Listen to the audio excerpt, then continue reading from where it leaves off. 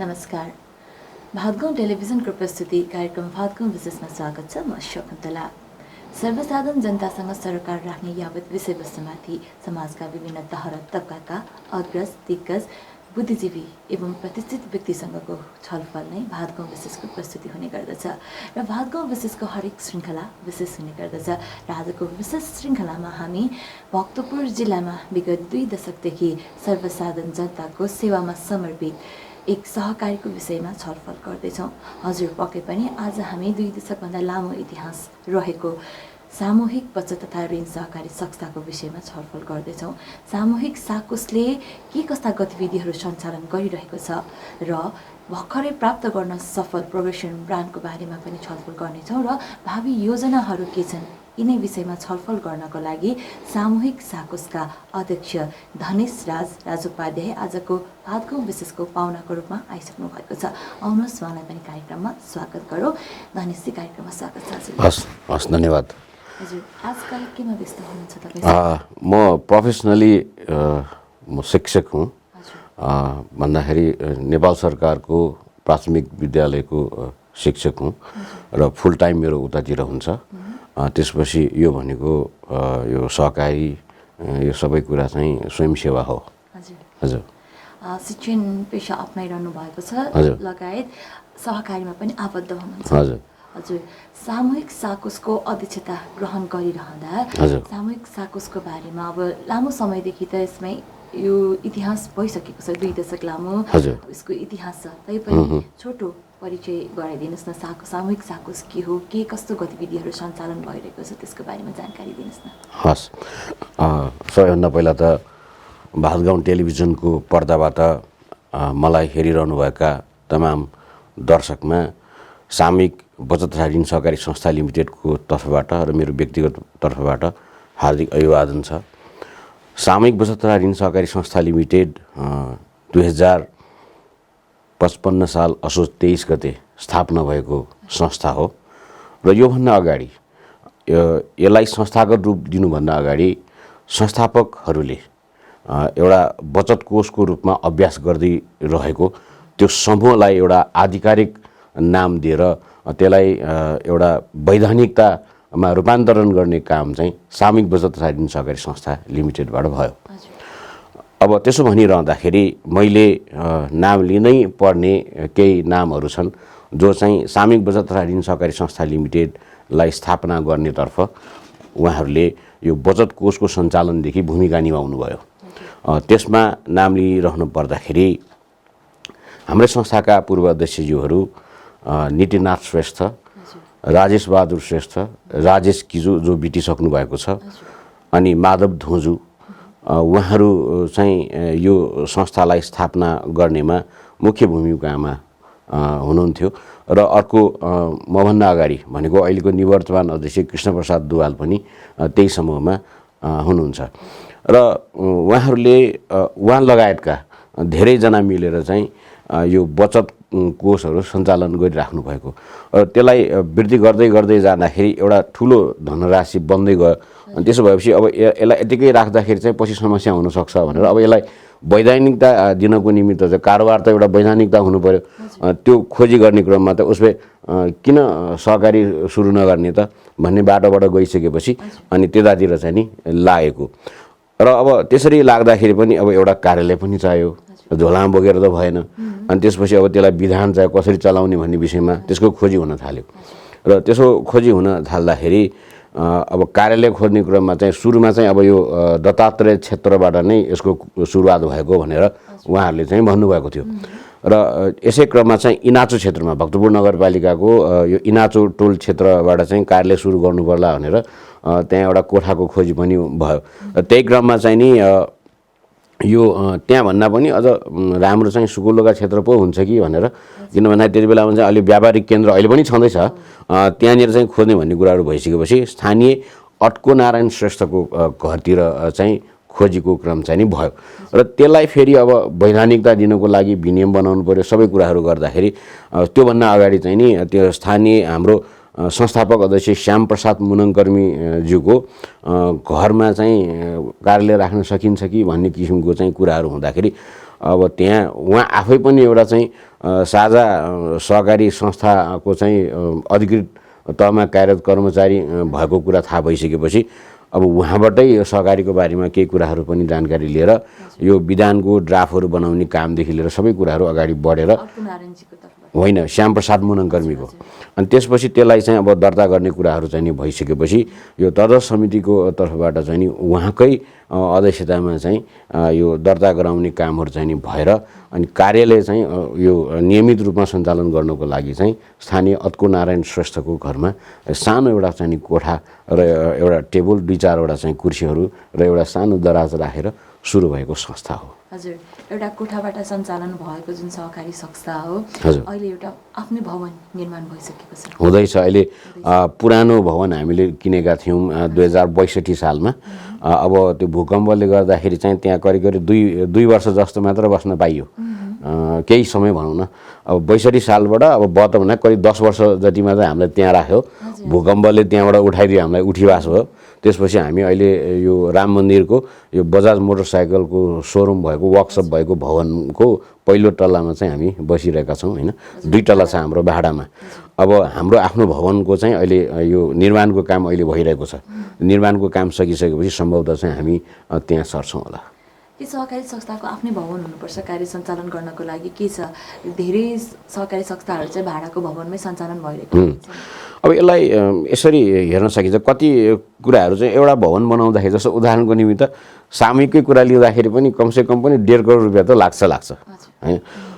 त्यही पैसा चाहिँ अब चलाएर यदि त्यसलाई चाहिँ राम्रो परिचालन गर्न सक्यो भने त्यसैको ब्याजबाट वर्षभरिको चाहिँ त्यो कार्यालय अपरेटिङ कस्टहरू होइन त्यो सबै चाहिँ बेहोर्नलाई पुग्छ। अब त्यसो भनिरहँदाखेरि सदस्यको विश्वास, स्थायित्व होइन, दिगोपनको एउटा प्रतीकको रूपमा चाहिँ भवन हुँदाखेरि सदस्यमा समुदायमा एउटा चाहिँ विश्वास चाहिँ बढ्छ। कति सदस्यहरू भइसकेका छन् अहिलेसम्ममा चाहिँ हाम्रो 6149 जना, यो भनेको हिजोसम्मको डेटा हो। 6149 जना छन्। अब यो हामीले यो मर्ज प्रकरणलाई नतिजामूलक बनाइसकेपछि यो चाहिँ सकेपछिको सदस्यता हो या सामूहिक एक्लैको चाहिँ सदस्य के छ? यो चाहिँ मर्जिङ सकिसकेपछिको सदस्यता हो। अहिलेसम्म कतिवटा सहकारीसँग मर्ज गरिसक्नु भयो? अहिले 2टा भइसकेका छ। बुद्ध बचत ऋण सहकारी संस्था लिमिटेड, यो चाहिँ भक्तपुर नगरपालिका र सूर्यविनायक नगरपालिकाको केही वडाहरू र चाङ्गुनारायण नगरपालिकाको 9 नम्बर वडा कार्यक्षेत्र रहेको संस्था थियो। अनि त्यसपछि समता बचत ऋण सहकारी संस्था लिमिटेड मध्यपुर थिमीमा रहेको अनि उहाँहरूको चाहिँ नि मध्यपुर थिमी नगरपालिकाको 2 नम्बर वडादेखि 8 नम्बर वडासम्म चाहिँ कार्यक्षेत्र भएको यो 2टालाई चाहिँ हामीले क्रमशः फागुन 29 गते र जेठको 22 गते चाहिँ यसलाई हामीले यो मर्ज गर्न चाहिँ सफल भएका हौँ। हजुर, जुन यो भक्तपुर जिल्लामा सहकारी एकीकरण गर्ने जुन अभियानको अग्रणी भूमिका निभाइरहनु भएको छ, हजुर, किन मर्जिङको आवश्यकता पर्यो विभिन्न सहकारी बीच? हजुर, यसको उद्देश्य के हो र उपलब्धि के को लागि चाहिँ तपाईहरु यो मर्जिङ गर्नु भएको छ त्यो पनि बताइदिनुस् न। हजुर, सही प्रश्न हो। सामूहिक बचत ऋण सहकारी संस्था लिमिटेडले सुरुमा भक्तपुर नगरपालिका क्षेत्रभित्र रहेको केही 10 वडा वडा मात्र थियो तात्कालीन। 17 वडा हुँदाखेरि 10 वडा मात्र थियो स्थापनाको बेलामा। अनि त्यसपछि सुरुमा त्यसरी धेरै क्षेत्र व्यापक क्षेत्रहरू स्वीकृति दिँदैन थियो। अनि कारोबार गर्दै जाँदाखेरि चाहिँ अनि त्यसपछि हामीले भक्तपुर नगरपालिकाका सबै वडाहरू चाहिँ कार्यक्षेत्र पाउनु पर्यो भने निवेदन दिँदाखेरि तात्कालीन डिभिजन सहकारी कार्यालय भक्तपुरले अनुमति दिए र अनुमति दिइसकेपछि भक्तपुर नगरपालिकाका सम्पूर्ण वडाहरू हाम्रा कार्यक्षेत्र भए। तथापि अब बफर जोनहरूसम्म पनि हामी काम त गर्छौँ। बफर जोन भन्नाले चाहिँ पुरानो नगर र नयाँ नगर जुन चाहिँ जोड्या हुन्छ त्यसले त फेरि अर्को गाविसहरू पनि जोड्या हुन्छ। त्यो एडजोइनिङ त्यो गाविसहरूबाट पनि अब हामी पनि कारोबार गर्नु पर्यो भनेर कुराहरू त आइराख्ने भन्दाखेरि सदस्यको भनेको जनताको मागको आधारमा कार्यक्षेत्र बन्ने हो। त्यही कुरालाई चाहिँ हामीले विचार गरेर यो 64-65 सालतिर पनि हामीले तात्कालीन डिभिजन सहकारी कार्यालय भक्तपुरमा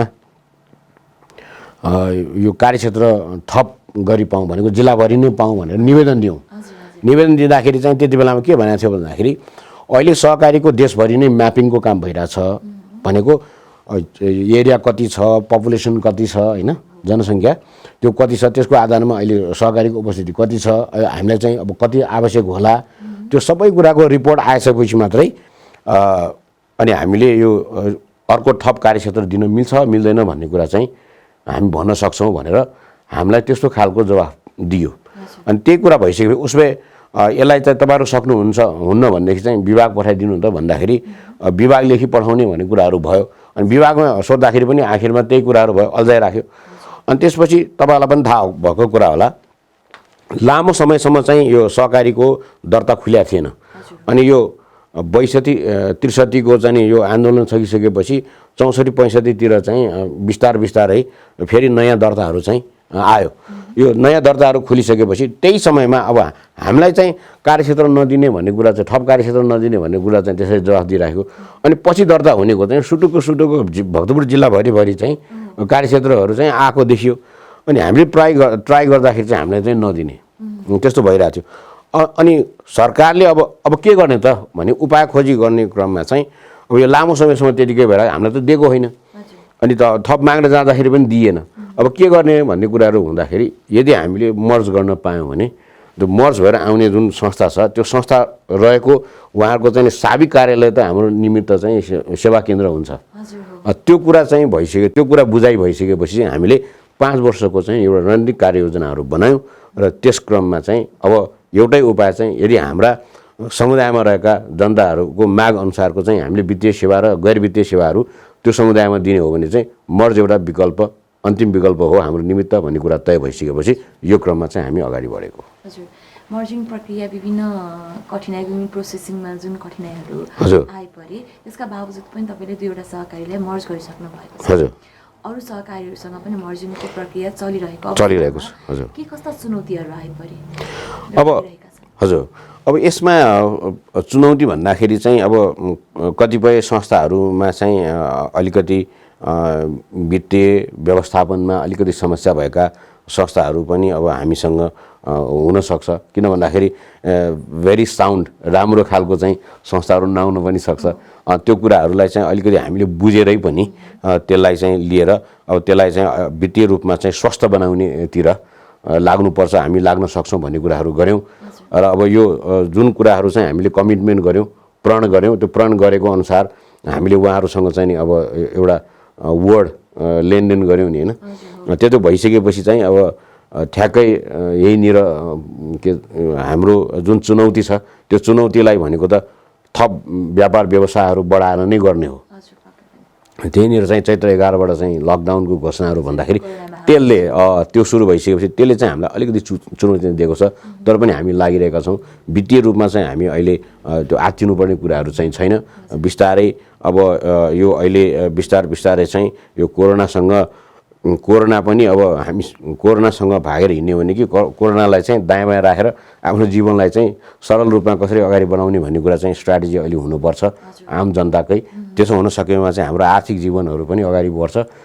यो आर्थिक जीवनले नै हाम्रो सम्पूर्ण कारोबारलाई चाहिँ अगाडि बढाउँछ। हजुर, पक्कै पनि जुन तपाईँले भन्नुभयो मर्जिङ गर्दाखेरि एउटा स्वस्थ संस्था निर्माण गर्ने प्रक्रिया नै रहन्छ। तर अहिले तपाईँले कसरी चाहिँ नीति अवलम्बन गर्नुभएको छ मर्जिङ गर्दाखेरि?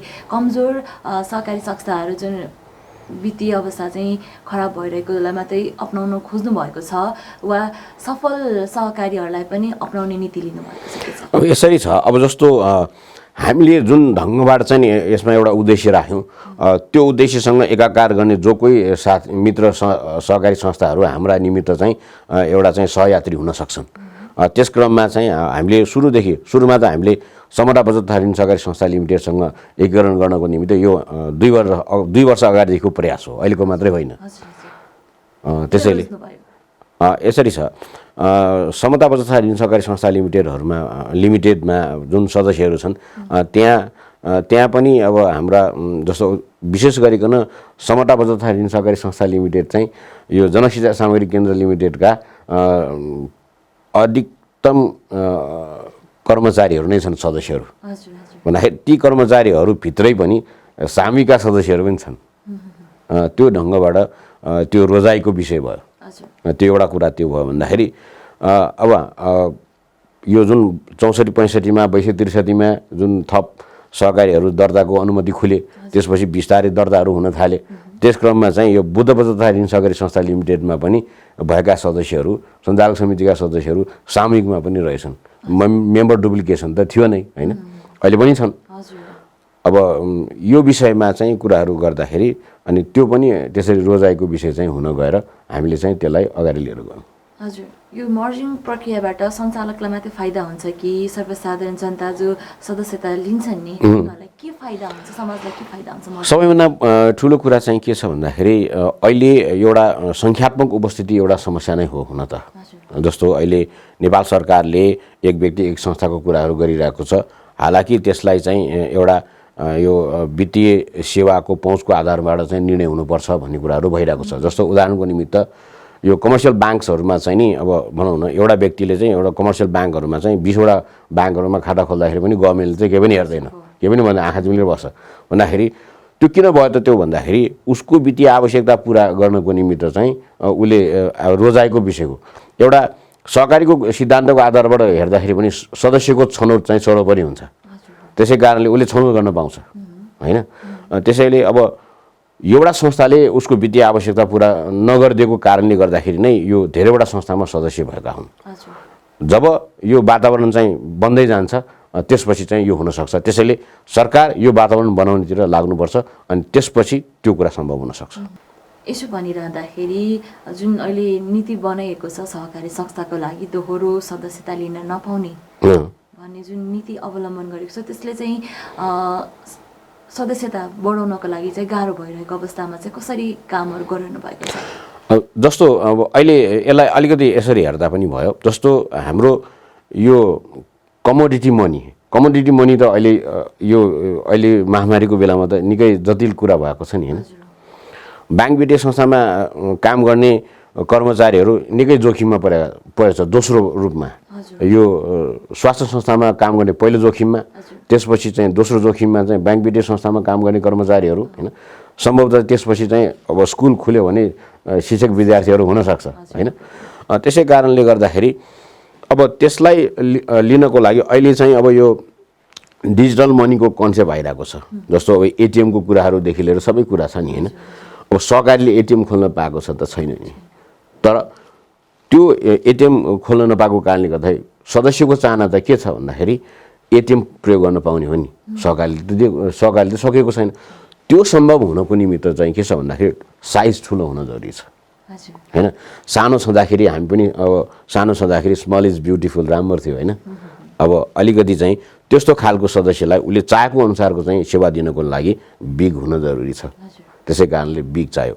तपाईँ एउटा भनौँ न एउटा मिनी मार्ट तपाईँ जानुहुन्छ होइन, सपिङ कम्प्लेक्सहरूमा चाहिँ जानुहुन्छ। किन जानुहुन्छ त भन्दाखेरि त्यहाँभित्र पसिसकेपछि चाहिँ अन्यत्र धेरै पसल धाउनु नपर्ला, एकै ठाउँबाट धेरै कुराहरू आउन सक्छ भन्ने कुरा भइसकेपछि त्यो खालको कन्सेप्ट आएर भक्तपुरमा पनि अब त्यो खालको चाहिँ नि मार्टहरू खोल्न थालेका छन्। त्यो ढङ्गबाटै सोच्ने हो भने चाहिँ अब सहकारी संस्थाहरू पनि अब सदस्यलाई दिने सेवा सुविधाको आधारबाट हेर्दाखेरि ठुलो हुन चाहिँ जरुरी छ ताकि उसले पनि त्यस्तो खालको मार्टको जस्तो सेवा दिन सकोस्। त्यही कारणले मर्जिङको नीति अपनाएर अघि बढ्नु भएको। हजुर, अब नेपाल सरकारलाई पनि एक किसिमले त सपोर्ट नै हो यसो हुनु भनेको होइन।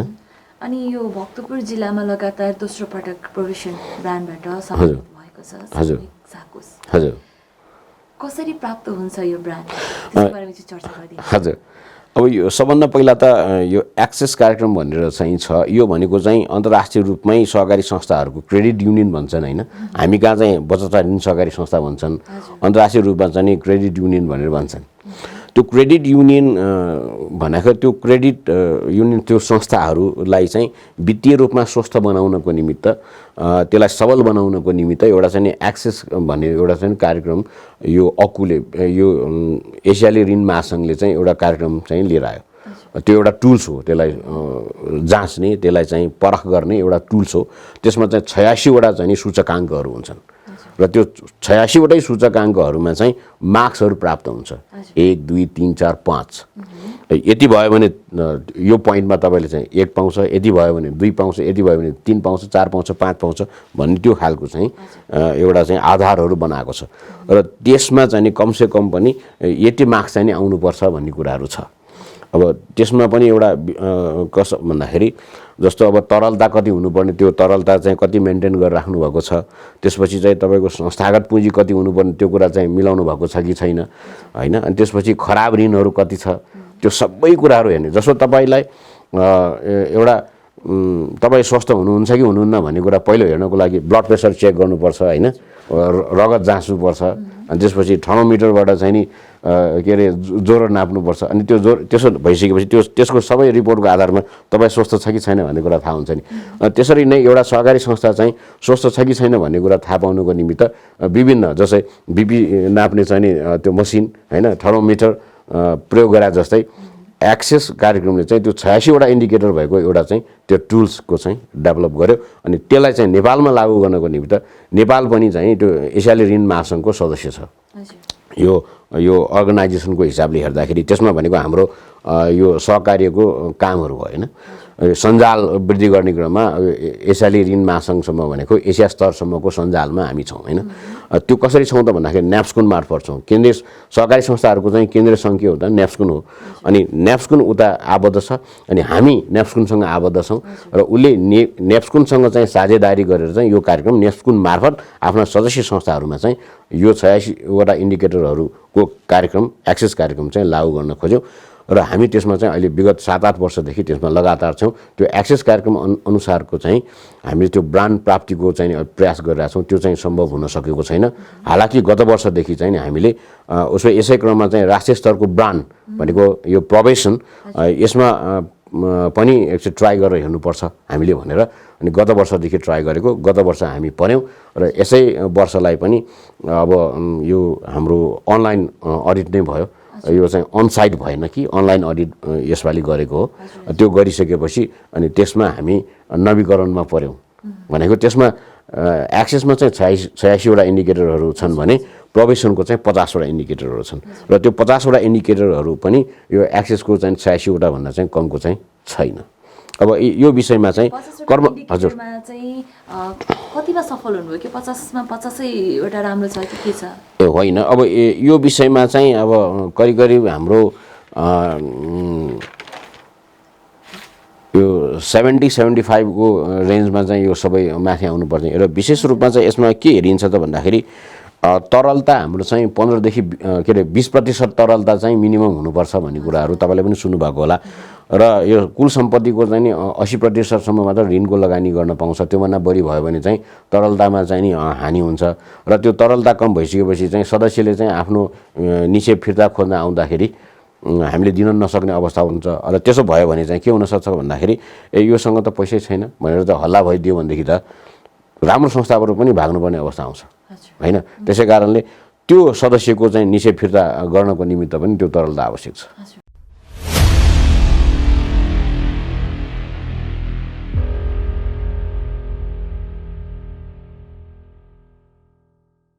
जुन यो ब्रान्ड प्राप्ति भए पश्चात संस्थालाई सेयर सदस्यलाई र समाजलाई के फाइदा हुन्छ?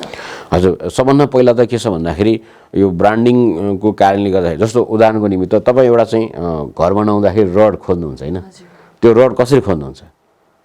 नेपाल गुणस्तर चिन्ह प्राप्त, अन्तर्राष्ट्रिय गुणस्तर चिन्ह प्राप्त होइन, त्यो खालको खोज।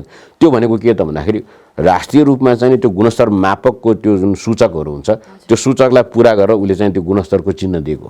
अन्तर्राष्ट्रिय रूपमा पनि त्यो आइएसओ स्ट्यान्डर्डमा यो कारणले यो सामान छ है, यो उपभोग गरे पनि हुन्छ भनेर एस्योर गरेर त्यो गुणस्तरको चिन्ह दिएको हो नि। त्यो भने जस्तै सहकारीका पनि त्यस्ता सेवाहरू छन् जो चाहिँ राष्ट्रिय स्तरको सेवा छ, अन्तर्राष्ट्रिय स्तरको सेवा छ, यसलाई विश्वास गर्न सकिन्छ। यो एउटा चाहिँ स्वस्थ संस्था हो भनेर त्यो हरेक वर्ष हुन्छ त्यो, तर यो वर्ष भयो भन्दैमा अर्को वर्ष हुन्छ भन्ने छैन।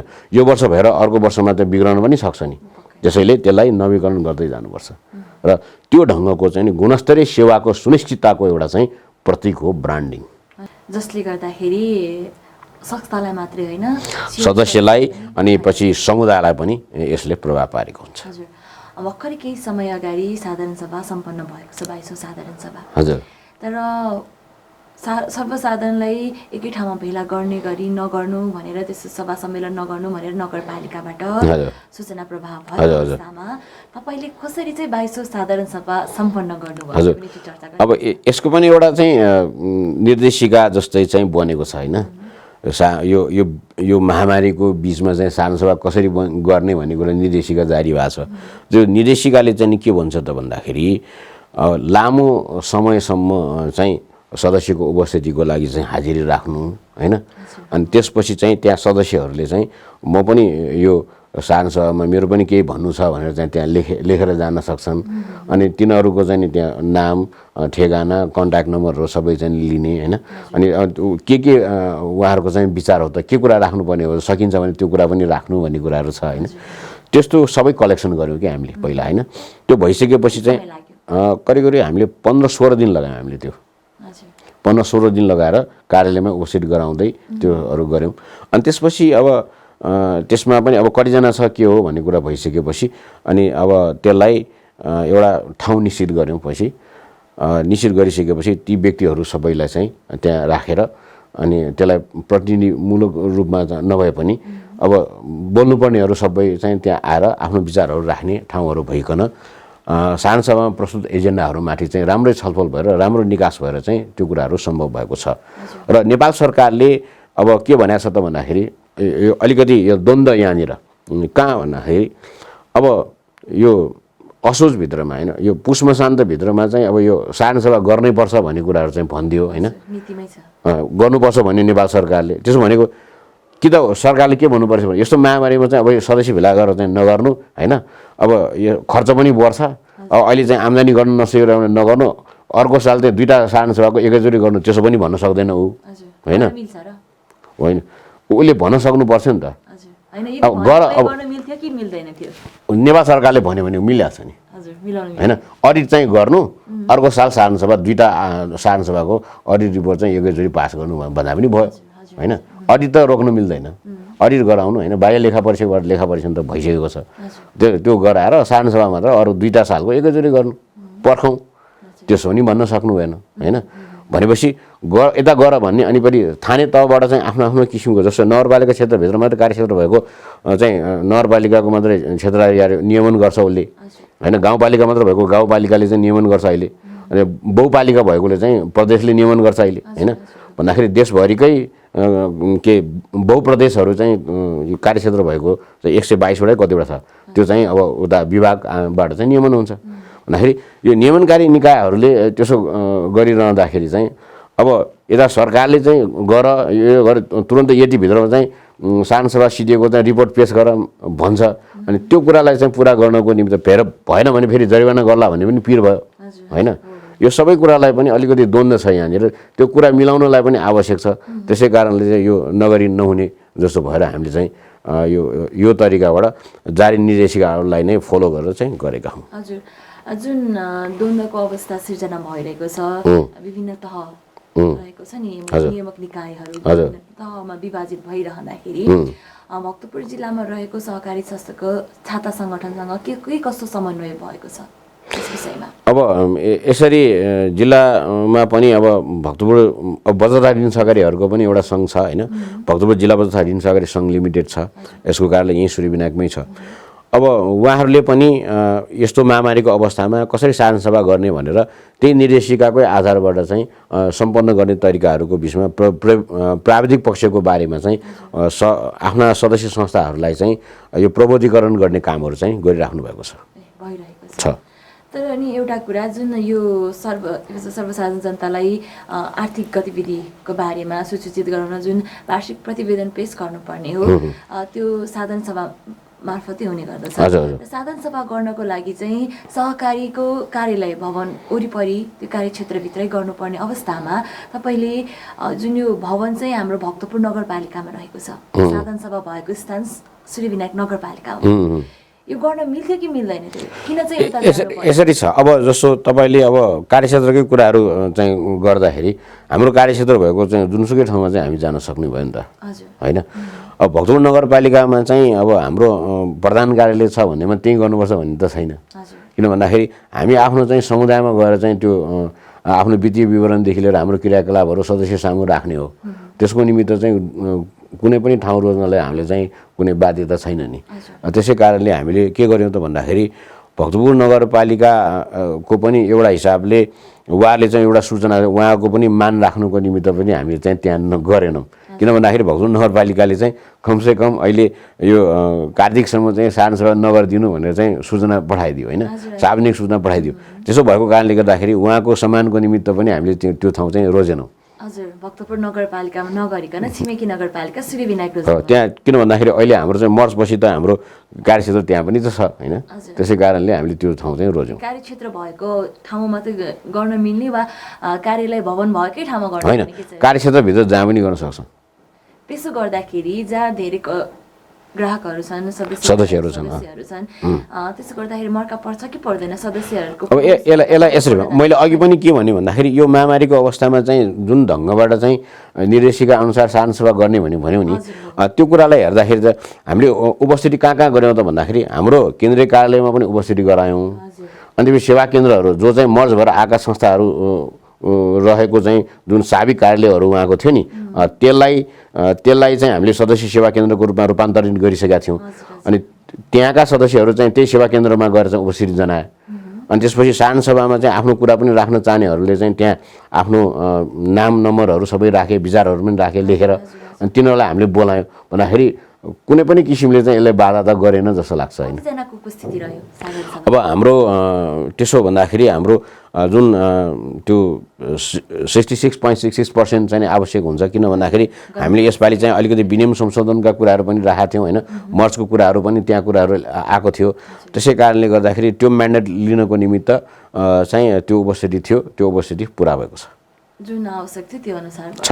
हजुर, जुन सभा गर्नुभयो त्यसमा चाहिँ स्वास्थ्यको मापदण्ड पनि अपनाउनु भयो एकदमै। हामीले चाहिँ अब त्यहाँ जस्तो भनौँ न, हामीले यो गर्दाखेरि त्यो दूरी कायम गर्ने कुराहरू होइन, सेनिटाइजरको प्रयोग, मास्कको प्रयोग आदि कुराहरू सबै थिए।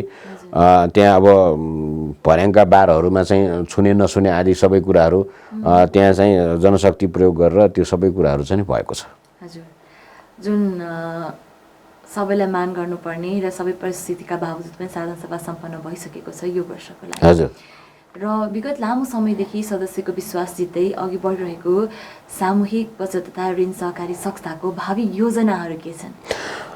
हजुर, अब सबभन्दा पहिला त के छ भन्दाखेरि सहकारी संस्थाहरूको चाहिँ मूल आर्थिक स्तम्भहरू भनेको चाहिँ एउटा वित्तीय दृष्टिकोण हुन्छ। अब वित्तीय दृष्टिकोणमा अब सामूहिक बचत तथा ऋण सहकारी संस्थालाई चाहिँ कसरी अगाडि बढाउने भन्ने कुराहरू छ। जस्तो अहिले यो आर्थिक वर्ष नागिसकेपछि चाहिँ हामी 78 करोडको कुल कारोबारमा जाने भनेर चाहिँ लक्ष्य छ र त्यसै अनुसारको ऋण लगानीदेखि लिएर सबै कुराहरू चाहिँ तय भइसकेको छ। यो साधारण सभाले त्यो सबै पारित गर्यो। त्यसलाई चाहिँ एउटा रणनीतिहरू हाम्रो जुन 5 वर्षे व्यवसायिक योजना बनेको थियो त्यसमा उल्लेखित रणनीतिहरू र यो बलिदो परिस्थितिमा चाहिँ केही कुराहरू चाहिँ रिभाइज गरेर हामी अगाडि बढ्नुपर्छ। र अब यो सदस्यको दृष्टिकोणमा पनि अब यो महामारीमा अब यस्तो भएको छ, सदस्यको चाहिँ आर्थिक क्रियाकलापहरू बिस्तारै चाहिँ अब यो कमजोर भएर गयो। अब हालाकि अब यसलाई चाहिँ अलिकति राम्रो हुँदै आएको छ होइन। जस्तो तपाईँले पनि अब टेलिभिजन चलाइराख्नु भएको छ, तपाईँहरूको पनि अब भनौँ न अब विज्ञापनको कुराहरू भयो भने पहिलाको चाहिँ नि दाँजोमा अहिले केही विज्ञापनमा पनि अलिकति हल्का त्यो भएको महसुस गर्नुभएको होला। त्यसै कारणले अब आर्थिक क्रियाकलापहरू चाहिँ बिस्तारै बढ्दै गएको छ भन्ने कुरा चाहिँ हामीले पनि अनुभूति गरेका छौँ होइन। त्यसैको आधारबाट यो आन्तरिक व्यावसायिक प्रक्रियाको दृष्टिकोण पनि हुन्छ। जस्तो सदस्यको चाहिँ आफ्नो आफ्नो व्यवसायहरू हुन्छ, त्यो व्यवसायलाई चाहिँ नि अब प्रवर्धन गर्नको निमित्त, त्यसलाई चाहिँ स्ट्रेन्थनिङ गर्नको निमित्त पनि हामीले चाहिँ वित्तीय आवश्यकतालाई पुरा गर्नको निमित्त हामी बसेका हौँ। हाम्रो सेवा त्यही नै हो। अनि त्यसपछि यो सिकाइ तथा वृद्धिको कुराहरू पनि निरन्तर रूपमा सदस्यमा चाहिँ नि हुन आवश्यक छ। जस्तो उदाहरणको निमित्त चाहिँ अब कुनै एउटा सदस्यले चाहिँ कुनै व्यवसाय गरिरहेको छ भने त्यो व्यवसायलाई चाहिँ अझ फराकिलो क्षितिजमा चाहिँ लिएर जानको निमित्त चाहिँ के कुरा आवश्यक छ भन्ने कुरा सदस्यको आवश्यकताका आधारमा गैर वित्तीय सेवाका रूपमा चाहिँ विभिन्न तालिमहरू चाहिँ दिन पनि सक्छौँ हामीले। तर के हो भन्दाखेरि त्यो काम गरिरहेको व्यवसायलाई चाहिँ बढाउनको निमित्त हुन पर्यो होइन। त्यसो हुन सकेमा चाहिँ यो सिकाइ र वृद्धिको कुराहरू चाहिँ त्यो संस्था आफै पनि सिक्दै पनि छ, वृद्धि हुँदै पनि छ। जसो नयाँ नयाँ परिस्थितिहरू आउँछ, कर्मचारीहरूलाई त्यो ढङ्गको चाहिँ ज्ञान आवश्यक छ, त्यो दिनुपर्छ, उसको सिकाइ हुन्छ र त्यसै अनुसार चाहिँ संस्था अगाडि पनि बढ्छ, वृद्धि पनि हुन्छ। अध्यक्षताको भूमिका निर्वाह गरिरहँदाखेरि के तपाईँले गर्नुभएको कामबाट तपाईँ सन्तुष्ट हुनुहुन्छ? अब अहिले अब सन्तुष्ट भन्दाखेरि पनि मान्छे कहिले पनि सन्तोष हुँदैन होइन। अब अध्ययनको कुराहरूलाई लिँदाखेरि चाहिँ सन्तोष अध्ययनको शत्रु भन्छ। म कहिले पनि सन्तोष चाहिँ छैन र हरेक समयमा चाहिँ नयाँ परिस्थिति सिर्जना हुन्छ, नयाँ चुनौतीहरू आइरहेको हुन्छ र सदस्यका मागहरू बढ्दै गइरहेको हुन्छ, बजारको स्वरूपहरू परिवर्तन हुन्छ। त्यसका आधारमा हामी जान सकेन भने हामी टिक्न सक्दैनौँ होइन। जसरी एउटा चाहिँ वातावरणमा कुनै घुलमिल हुन सकेन भने कुनै पनि प्राणी चाहिँ को अस्तित्व रहन्न, सर्भाइभल अफ द फिटेस्ट भन्छ नि होइन। त्यो कुरालाई हेर्दाखेरि हामी अहिलेको यो समुदायमा सर्भाइभ हुनको निमित्त चाहिँ के ढङ्गको चाहिँ आफू तयार हुनुपर्छ, त्यो कुराहरू हामीले सोचेन भनेदेखि चाहिँ हामी सर्भाइभ हुन पनि गाह्रो हुन्छ। त्यतातिर चाहिँ मेरो चिन्ता छ, म सन्तोष छैन। हजुर, यो असन्तुष्ट वातावरणमा काम गरिरहनु भएको छ संस्थालाई राम्रो गर्नको लागि, दिगो विकासको निम्ति। आजको कार्यक्रमको लगभग अन्तिम क्षणतिर आइसकेका छौँ र टेलिभिजन हेर्नु भएको र सामूहिक साकोसको बारेमा जानकारी लिइरहनु भएको सम्पूर्ण दर्शकवृन्दलाई अहिलेको यो कोरोना महामारीको अवस्थामा जुन विचलित भइरहनु भएको छ, आफ्नो व्यापार व्यवसाय कसरी अघि बढाउने लगायत यो दोहोरो सदस्यताको जुन कुरा आइरहेको छ, एउटा सहकारीमा सदस्यता भइकन अर्कोमा हुन नहुने भन्ने कुरा आइरहेको र यो जुन दुविधाको वातावरण सिर्जना भइरहेको छ, यस वातावरणलाई चाहिँ कसरी ट्याकल गर्न सकिन्छ त्यो विषयमा टेलिभिजन हेर्नु भएको सम्पूर्ण सदस्य र दर्शकवृन्दहरूलाई चाहिँ के भन्न चाहनुहुन्छ तपाईँ? हजुर, धन्यवाद तपाईँलाई। सबभन्दा पहिला त म यो दोहोरो सदस्यताको बारेमै कुरा राख्छु। यो दोहोरो सदस्यताको विषयमा मैले अघि पनि राखिसकेँ। जस्तो एउटा सदस्यको एउटा आवश्यकता के हुनसक्छ र त्यो सदस्यको आवश्यकता त्यो आबद्ध संस्थाले त्यो आवश्यकतालाई पुरा गराउन सक्छ कि सक्दैन र जुन दिनमा चाहिँ त्यो आवश्यकता पुरा गराउन सक्ने अवस्था सिर्जना हुन्छ नि, त्यति बेला चाहिँ सरकारले ल आजदेखि बन्न भन्यो भने त्यसलाई हामी सहर्ष स्वीकार गर्छौँ। तर त्यो सेवा चाहिँ अहिलेको परिस्थितिमा दिन सकिरहेको छैन र त्यो सबै आधारहरू पूर्वाधारहरू तयार नभइकन चाहिँ यो लागू गर्न खोज्यो भने यो चाहिँ सफल हुन सक्दैन। किन भन्दाखेरि समुदायबाटै यसको चाहिँ विद्रोह सुरु हुन्छ भनेको यसलाई चाहिँ अब लागू हुन सक्दैन भन्ने किसिमको चाहिँ लाद्न खोज्यो भनेदेखि चाहिँ त्यो गाह्रो हुन्छ। किन भन्दाखेरि कुनै पनि ऐन नियमहरू यो बनाउँदाखेरि त्यसलाई सरलसँग चाहिँ लागू गर्न सक्ने वातावरण चाहिँ बनाउनु पर्छ भन्ने मैले पढेको होइन र त्यसलाई चाहिँ व्यवहारमा पनि लिएर जानुपर्छ होइन। त्यसै कारणले अब नियम त नियम बनाउने हो होइन, तर लागू गर्न सकिने खालको हो कि होइन त्यो कुरा पनि हेर्नुपर्छ। हामी कहाँ चाहिँ के हुन्छ भन्दा पहिला नियम बनाउने अनि लागू गराउन खोज्ने वातावरण हुँदैन नि। पहिला कुनै एउटा नियम लागू गराउन खोजिएको छ भने त्यो नियम लागू गर्दाखेरि चाहिँ त्यो नियम अन्तर्गत चाहिँ बाधिने जनताहरू त्यसलाई चाहिँ सरल रूपमा चाहिँ व्यवहारमा लिएर जान सक्छ कि सक्दैन भन्ने कुरा, त्यो वातावरण उसँग छ कि छैन भन्ने कुरा नहेरिकन त्यो वातावरण नदिइकन चाहिँ नियम नि बनाउँछ पहिला अनि लागू गर्नलाई गाह्रो हुन्छ कि। त्यसै कारणले त्यो वातावरण पहिला बनाओस् सरकारले, त्यसपछि हामी सबै सम्पूर्ण यो सहकारी अभियानमा लागेका सबैले चाहिँ साथ दिन्छौँ। यो कुरा भयो। अनि त्यसपछि अब यो महामारीको कुरा अलिकति, अब महामारीको कुरामा चाहिँ अब सबभन्दा सुरक्षा अपनाउनु पर्ने कुरा त छँदैछ। यस बिचमा पनि अहिलेको परिस्थितिमा मैले भोगेको जस्तो म आफै परिवारबाट पनि अब यस्तो कुराहरू चाहिँ नि भोगेको कारणले गर्दाखेरि के छ भन्दाखेरि हाम्रो आफ्नो टोल छरछिमेकहरू जसले चाहिँ आफ्नो आफन्त गुमाएका छन् तिनीहरू सबैको चाहिँ नि अब भनौँ न यो अनुभवको आधारबाट भन्दाखेरि अहिले जस्तो यो कोभिड-19 को र कोरोना सङ्क्रमणको कुरा जुन भेट छ त्यो भेटलाई चाहिँ सबभन्दा पहिला बुझ्न आवश्यक छ। अनि त्यसपछि अब यो महामारी को चपेटामा कोही परिन्छ र त्यसो भनेको चाहिँ सिमिलर सिम्टम्सहरू, अनि अब यसो हेर्दाखेरि चाहिँ कोरोनाको जस्तै सबै सिम्टम्सहरू देखिरहेछ, तर त्यो सिम्टम्सले चाहिँ के भन्दाखेरि अब टेस्ट गर्दाखेरि नेगेटिभ आउँछ भने अब त्यो त अर्कै कुराले भयो। तर त्यसरी टेस्ट गर्न गयो भने त तुरुन्तै थाहा भयो।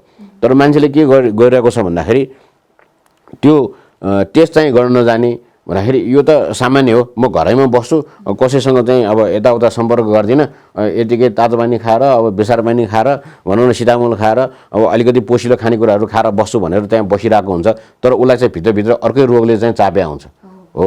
अनि त्यसले गर्दाखेरि के छ, अनि त्यसपछि धेरै चापिसकेपछि अस्पताल जाँदाखेरि ढिलो भइसकेको हुन्छ। यसरी धेरैजना मान्छे मरेको चाहिँ देखेको छु, सुनेको छु। त्यसै कारणले यो पाटो चाहिँ अलिकति महत्त्वपूर्ण छ। अहिलेको परिस्थितिमा सुरक्षाका सम्पूर्ण उपायहरू अपनाउनु जरुरी छ। अब सेनिटाइजर भनेको चाहिँ पानी नभएको ठाउँको निमित्त हो। पहिलो भनेको चाहिँ साबुन पानीले राम्रोसँग हात धुने पहिलो चाहिँ नि राम्रो कुरा हो, र त्यो जहाँनिर पानी हुँदैन त्यहाँ चाहिँ सेनिटाइजरको प्रयोग गर्ने हो होइन। त्यसै कारण त्यसलाई चाहिँ प्रयोग गर्ने। अनि त्यसपछि अब कुनै अब जोखिम ठाउँमा चाहिँ नि गइसकेपछि त्यसलाई सतर्कता अपनाउने, आफ्नो सरसफाइमा ध्यान दिने, यी सबै कुराहरू गर्न पायो भनेदेखि चाहिँ हामी यो कोरोनाको चाहिँ सङ्क्रमणबाट जोगिन सक्छौँ, सुरक्षित हुन सक्छौँ र आफन्तलाई पनि सुरक्षित पार्न सक्छौँ। तपाईँहरू सबैजनाले पनि त्यसो गरिदिनु होला।